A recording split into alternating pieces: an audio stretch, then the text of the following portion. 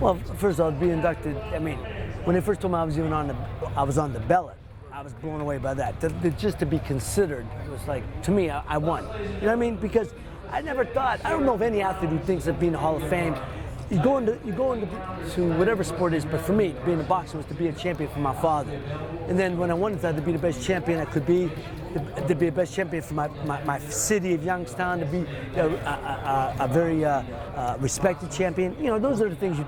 And then when it's over, hey, I had a good career. I was proud of my career, and then you move on in the next chapter of your life. I don't know of anything about Hall of Fame. That doesn't come into the mind at that time, ever. So when they called and told me I was on the ballot, I thought I hit the juggernaut, man. I won, because it's just to be considered. And they said, but I never. They said, will you be waiting by the phone to get the results? I said, no. Be honest, no disrespect. I said, I'm not. Just to me, being on the ballot and being considered it was a victory.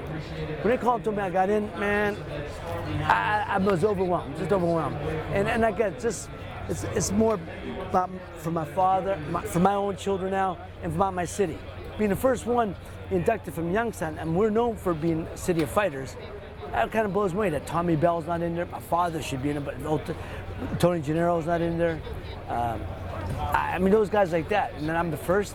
That's kind of that's tricky. That too. You know, what did you think about your dad when you got the call? What was that moment man, my father and mother, man, they're with me, and they're proud. They are proud. They'd be so happy to be there. It'd be like living a dream for them. And then just talk about the attention, baby. It's been years since you fought, and look at the line. Everywhere you go. No. The people treat me good. Hey, it's easy. It's easy being a good guy. You got to work hard to be a jerk off. Really, you got to be a work. I mean, people treat me good. I feel bad when I disappoint them. I don't want to disappoint the people. Unfortunately, sometimes time constraints and things like that. But the people have always treated me good. As long as they do, man, I'll sign for as long as they'll wait. So I'm not going nowhere. Ray, just to transition to Ali, what did Muhammad Ali mean to the sport of boxing as a kid growing up? What were your thoughts on Ali? Well, first off, growing up, I was a Smoke and Joe fan. And so when Ali fought Frazier the first time, Joe won, I thought was the best thing. And I've been blessed since but after I won the title, and at first they sent me over about a couple weeks later, Bob Arum and Rodolfo Sabatini in Italy for a goodwill tour. And the first place I went to was in Milano. And I was on a TV show on Saturday afternoon with Nino Benvenuti, who's here, and Muhammad Ali. First time I met, and so I was, and you realize what a wonderful man he is, and then you realize he's truly the only one bigger than the sport.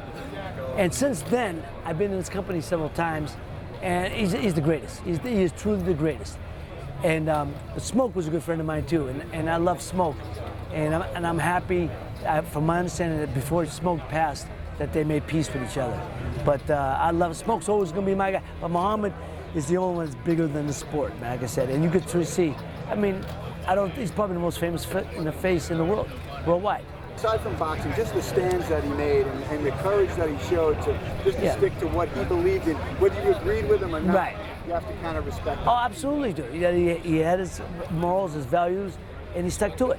And it cost him the best parts of his career. He was in his prime when they put him in jail, and to come back and do what he still did, it's incredible. That's often the question. What if he'd had those years back? It's like Joe DiMaggio. If he didn't go to service, or Ted Williams, they didn't go into service, what would they have done, in those years? So Ali, it was incredible what he did. In fact, but I believe everyone's life is predestined to take them to wherever they belong. And so if Ali didn't maybe go into prison, maybe he wouldn't get the accolades or the love and attention that he did. Who knows?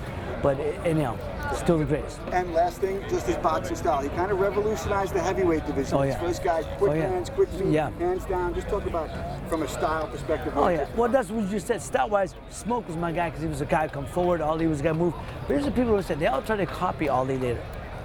They can't do it. It's like a lot of people try to copy other fighters now. Copy Ray Leonard. A lot of guys try to copy Floyd. You can't do it.